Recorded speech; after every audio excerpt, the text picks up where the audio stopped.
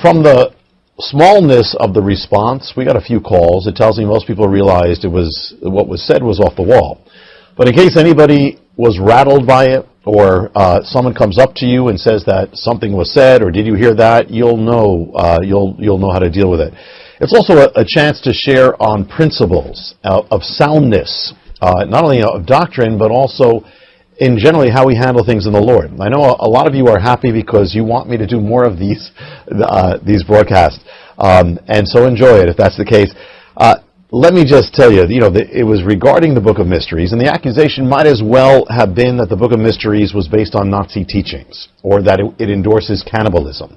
That's how grounded in reality this charge is. Craziness is nothing new. Ridiculous accusations are nothing new, and that's not the first. It wasn't the first. It won't be the last. Anybody, again, can say anything. What does it mean? Nothing. Apparently, from what I heard, and actually heard for myself, a man with a conservative news and Christian site on media said something on the air. Now, I'm not questioning his sincerity. I do not. I wish God's will. I wish the best for him. But I have to address what he said. And though he certainly mentioned my name and bore a very crazy false witness on the air concerning the Book of Mysteries, I'll seek avoiding mentioning his name for his sake. It's not about him, but we have to deal with issues, methodology, the actions. I did seek to reach out to him. I just got something back, so hopefully pray that God will work that all out. So again, nothing about the man, but it is about this that was said, and what was said was lunacy. Apparently he was getting into the exposing of what he saw as Kabbalah influence or conspiracy or influence of the Kabbalah, which I'll get into what that is, in the world. And apparently he heard the Book of Mysteries. You hear the word mystery, and then it's written by a Jewish person, mystery, Jewish, put together, Kabbalah, conspiracy. Now, what he said is, when he finally got the book, it confirmed what he was thinking, which means he already had got it into his head beforehand that this was based on the Kabbalah before even reading it or having it, which is a hint of that it's going to go way off the wall. And again, I'm not saying he is, I'm saying the statement was. And so then he said, well, this proved that it was. What was it? He looked at the table of contents, he saw the chapter names or the mystery names, and it has some Hebrew words. I mean, there's chapters and there's titles totally in English, titles with some Hebrew, titles with some Greek from the New Testament, because it's opening. The Book of Mysteries is opening up the Bible, and there's so many things you can't see in the original that are so cool of God. And so when he saw Hebrew, apparently it was a red flag. Took the Hebrew word and added the word Kabbalah and Googled it and found matches that had the Kabbalah, and so the Kabbalah made mention of the word. So he said that proves it. On the air, he said the Book of Mysteries is 95% Kabbalah. Well, okay, how much does the Book of Mysteries have to do with anything like the Kabbalah? The short answer is absolutely zero, nothing, nada. It has as much to do with the Kabbalah as it does with the Communist Manifesto or Adolf Hitler's Mein Kampf, which is absolutely nothing. I'll get back to his quote, proof in a few moments. But first, it's impossible, as I've always been totally against the Kabbalah as any source of truth.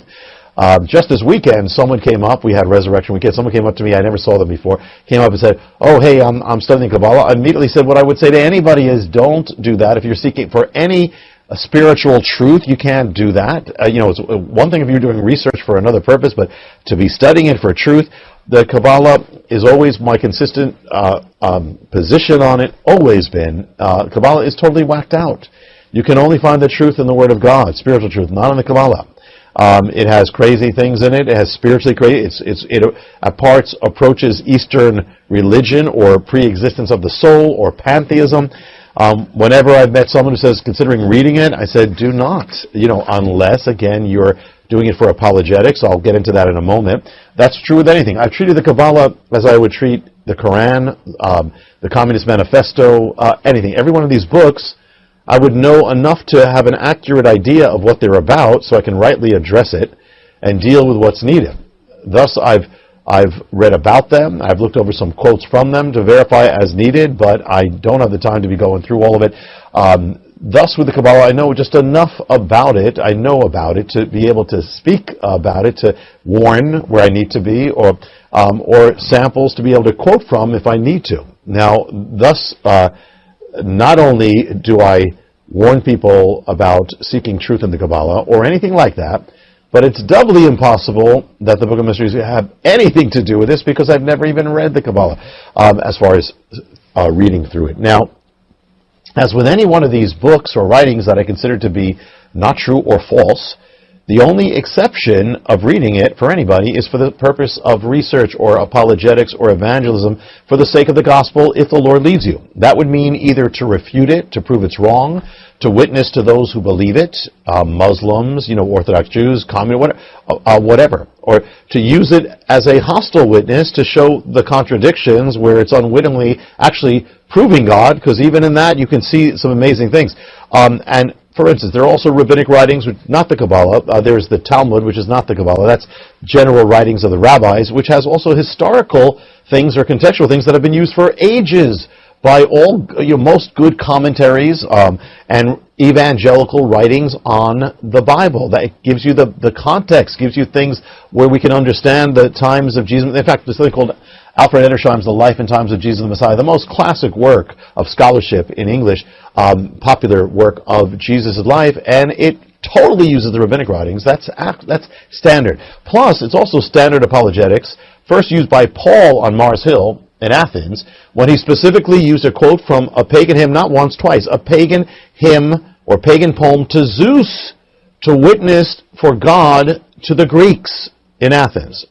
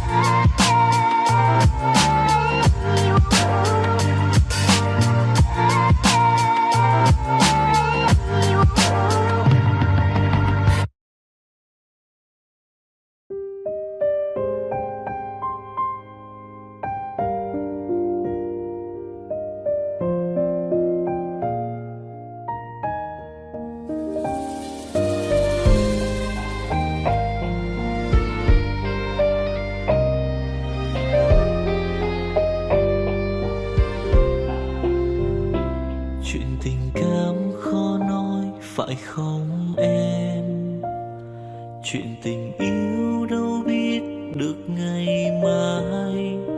Rồi hôm nay em bên ai, nhìn em khóc trên vai. Thôi hãy quên đi, về với em hiện tại. Anh còn nhớ về ngày ta còn đắm say.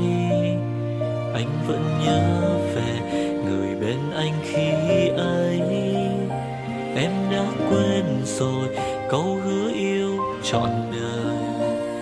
Em bỏ anh rồi, em vui tình nhân mới. Cuộc tình này đã khác rồi, mình kết thúc em ơi. Chuyện tình này đã chết rồi, còn tiếc chi em ơi.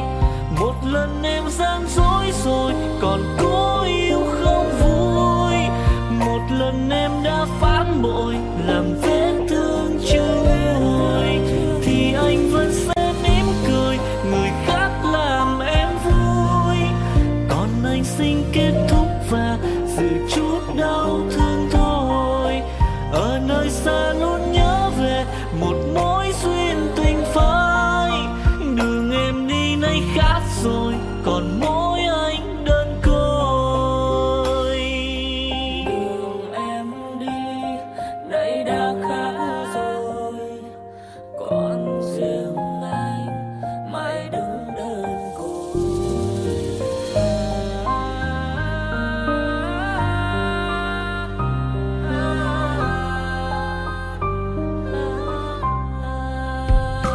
Anh còn nhớ về ngày ta còn đắm say. Anh vẫn nhớ về người bên anh khi ấy. Em đã quên rồi câu hứa yêu trọn đời. Em bỏ anh rồi, em vui tình nhân mới. Cuộc tình này đã khác rồi, mình kết thúc em ơi. Chuyện tình này đã chết rồi, còn tiếc chi em ơi. Một lần em gian dối rồi, còn cố yêu không vui. Một lần em đã phản bội, làm vết thương chưa nguôi. Thì anh vẫn sẽ mỉm cười, người khác làm em vui. Còn anh xin kết thúc và giữ chút đau thương thôi. Ở nơi xa luôn nhớ về một mối duyên tình phai. Đường em đi nay khác rồi, còn mỗi anh đơn côi. Cuộc tình này đã khác rồi, mình kết thúc em ơi. Chuyện tình này đã chết rồi, còn tiếc chi em ơi. Một lần em gian dối rồi, còn cố yêu đâu vui. Một lần em đã phản bội, làm vết thương chưa nguôi. Thì anh vẫn sẽ mỉm cười, người khác làm em vui. Còn anh xin kết thúc và giữ chút đau thương thôi. Ở nơi xa luôn nhớ về một mối duyên tình phai. Đường em đi nay khác rồi, còn mỗi anh đơn côi. Ở nơi xa luôn nhớ về một mối duyên tình phai. Đường em đi nay khác rồi, còn mỗi xin anh thôi.